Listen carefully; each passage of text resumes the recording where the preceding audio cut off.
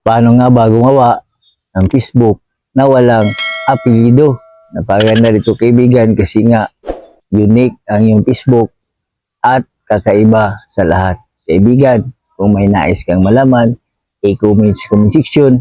Kung bago ka pa lang, i-click ang follow button at i-subscribe mo rin ako para personal mo kung ma-message sa mga katulungan mo doon sa mga tutorial natin.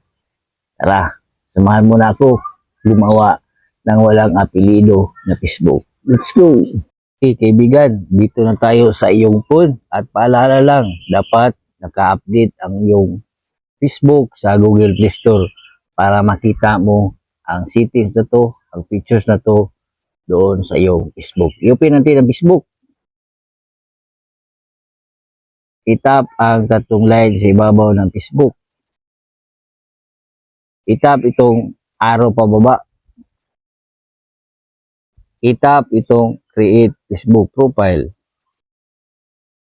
I-tap itong personal profile. I-tap ang next. At dito, maglagay tayo ng isang pangalan lamang. Okay? Halimbawa, pag nakalagay na tayo ng isang pangalan, i-tap natin ang continue. At dito, may mga setting dito, may mga sinasabi. Basahin nyo na lang. Okay? At create profile. Your new profile is being created. Yan. Kikita po natin na nag-generate na. Then, select profile picture or take a selfie. Take a selfie muna tayo. Okay. Tap lang natin itong check. Okay, mayroon na tayong picture. Profile picture. Tap natin ang next. Then, yung mga friend natin nga kakilala, i-add lang natin. Yan. Add lang natin yan.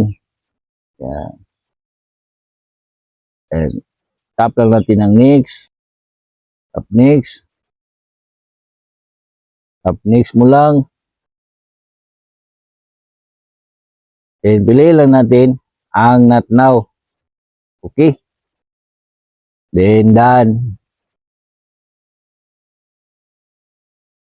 Tingnan natin kung may profile na ba tayo na walang apelido. O, ayan. May profile na tayo na walang apelido. Diba? Maganda to kaibigan kasi nga unique ang yung Facebook. So, huwag kalimutan i-share natin videos kaibigan. Maraming salamat. God bless sa lahat.